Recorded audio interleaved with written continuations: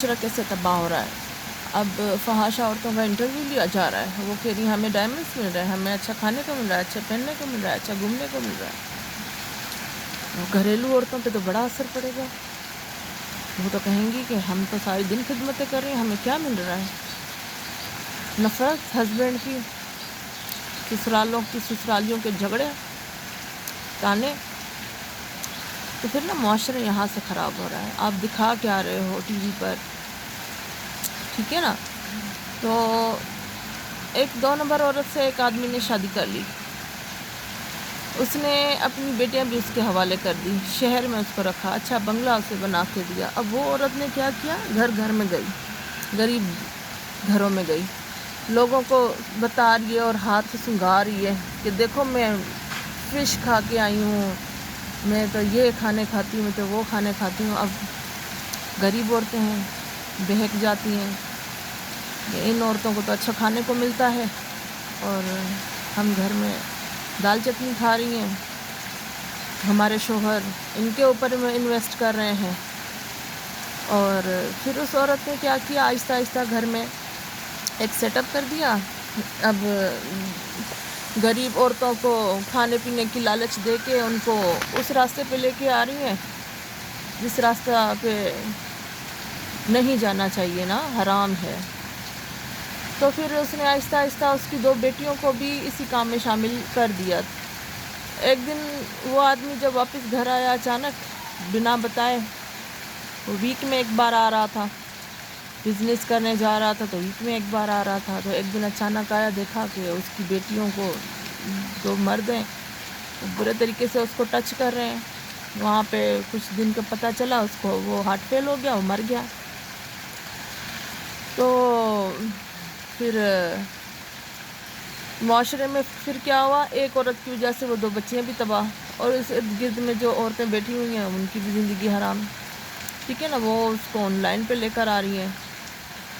تو اس طرح معاشرہ تباہ ہوتا ہے نا۔ تو آپ اپنے بیوی بچوں کو اچھا کھلائیں، اچھا پلائیں، اچھا پہنائیں، تاکہ گھریلو عورت جو ہے نا بچ سکے، تاکہ وہ یہ دیکھیں کہ ہمیں ان سے بہتر مل رہا ہے کھانے کو، ان سے پہننے کو بہتر مل رہا ہے، ہم سکون سے رہ رہے ہیں۔ تو یہ فرق جو ہے نا پیدا کیا جا رہا ہے، کس نے کیا؟ مردوں نے کیا۔ وہ جو 2 نمبر عورت ہے وہ ایک مرد کی کمائی پہ نہیں چلتی، وہ اس کا پورا مہینہ 10 مردوں کی کمائی پہ چل رہا ہے، ٹھیک ہے نا۔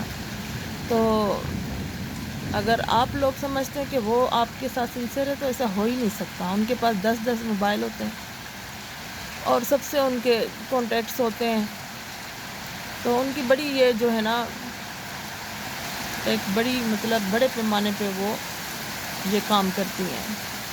تو گھریلو عورتوں پہ بہت برا اثر پڑ رہا ہے، اس کا ڈیفینیٹلی پڑے گا۔ آپ اپنے بیوی بچوں کو اچھا کھلائیں تاکہ باہر کی عورتیں ان کو یہ لالچ نہ دے سکیں کہ ہم تو اس فیلڈ میں اچھا کھا رہی ہیں اور اچھا پہن رہی ہیں۔ تو پہلے تو یہ آپ نے اسٹارٹ کرنا ہے کہ اپنی فیملی کو توجہ دینا، اپنی گھر کی عورتوں کو اہمیت دینی ہے، اپنے بچوں کو اہمیت دینی ہے۔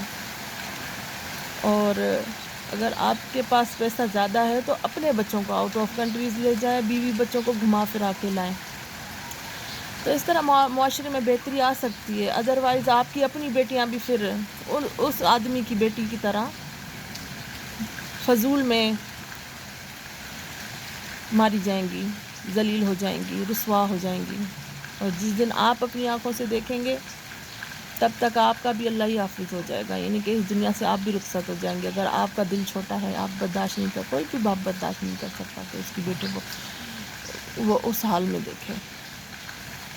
تو یہ گندگی مردوں نے خود بڑھائی ہے، اس پیشے کو اہمیت خود مردوں نے دیا ہے۔ اس میں گھریلو عورت کا کوئی بھی یعنی کہ کیریکٹر نہیں ہے۔